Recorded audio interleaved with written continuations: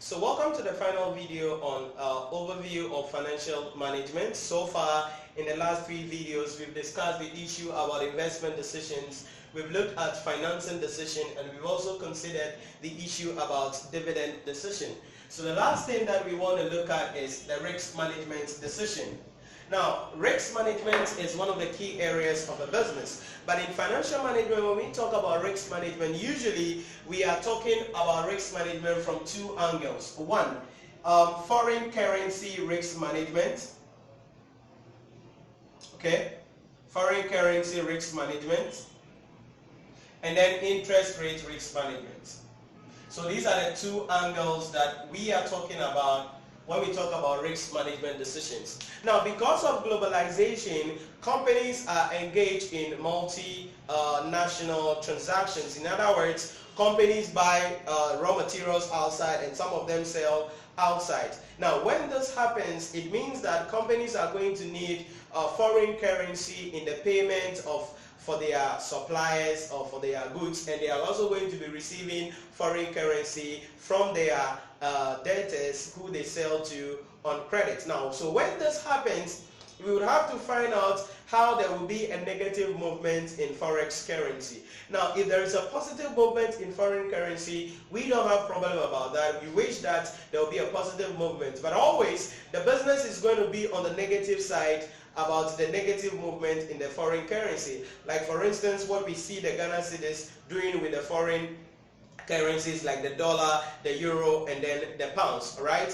As it is depreciating, and they are bringing in a couple of policies to make sure that that issue is resolved and the cedi is literally arrested. So we going to be looking at how a business we can position ourselves and hedge ourselves against negative movements in the foreign exchange rate. For instance, if today you buy goods from a supplier in the UK and you are going to pay that supplier in pounds, because that supplier will not issue their currency or the invoice in Ghana cedis, they will issue it in pounds. So if you are going to be paying them in pounds and you bought the goods today, and today the ratio of the cedi to the pound is, let's say, somewhere around, so maybe £1. So they say £1 is, let's say, 5.623 Ghana cedis. So this is the exchange rate today. But you don't pay today because the supplier has trusted you, so he gives you 3 months. Now, if you wait 3 months to pay, there is a likelihood that the cedi will further depreciate.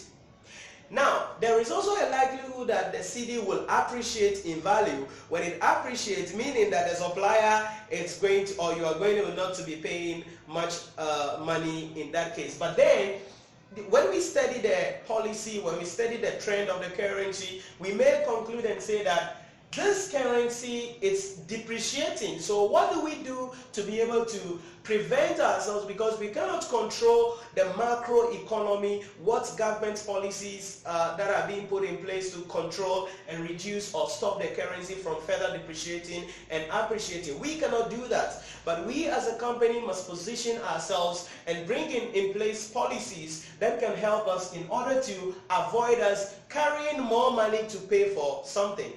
So what do we do then?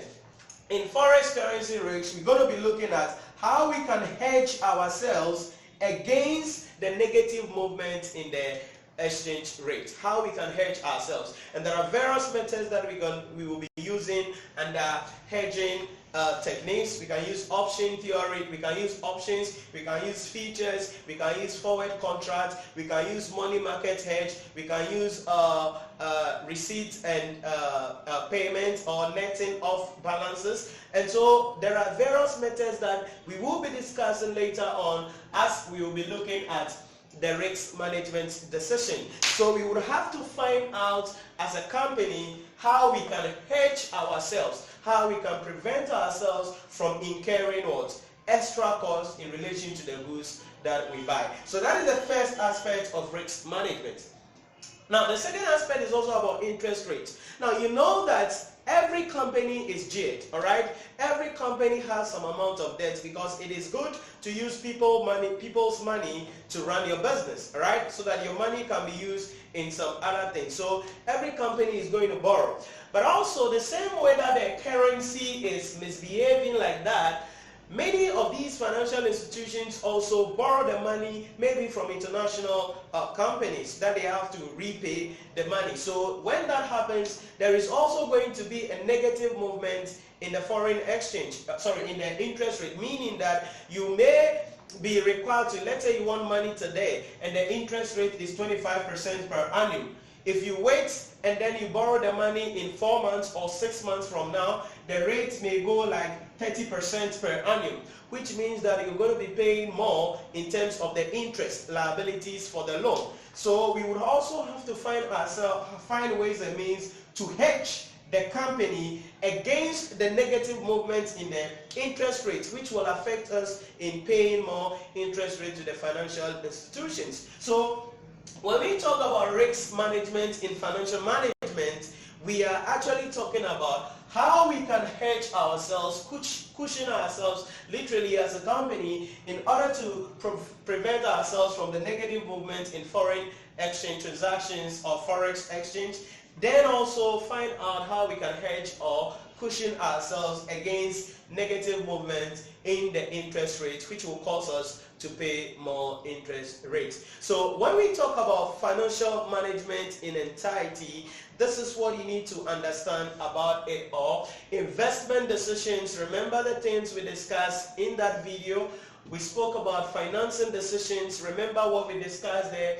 Dividend decisions, very important, and how dividend decisions are closely related or is closely related to financing decisions. So the kind of dividend policy you implement will affect your financing decision. So that is how they are related. And then the last thing about risk management decisions. Okay, this area is an area that many students don't like for some reason. I don't know, because I just don't know, but many students always struggle. But I'm going to go through this topic with you in a very congruent manner that will help you, in a very systematic manner that will help you to really understand what it takes to actually understand this topic. It's a very simple area, and I'll be premiering some videos also about this topic on my Facebook page. So you make sure that you like my Facebook page, Nhyira Premium, and keep following me on Instagram. Remember that you can also get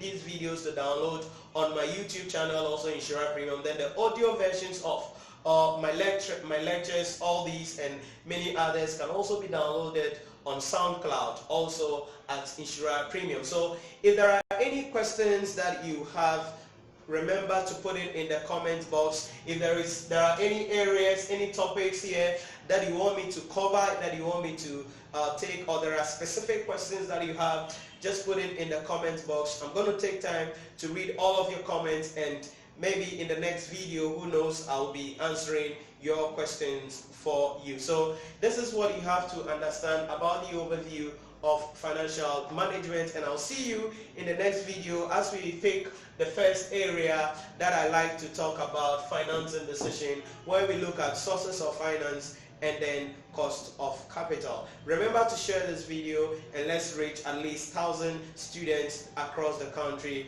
who will be interested to watch video like this to help them prepare well for the examination. So thank you for watching, and I'll see you some other time on the business lecturer in Within show.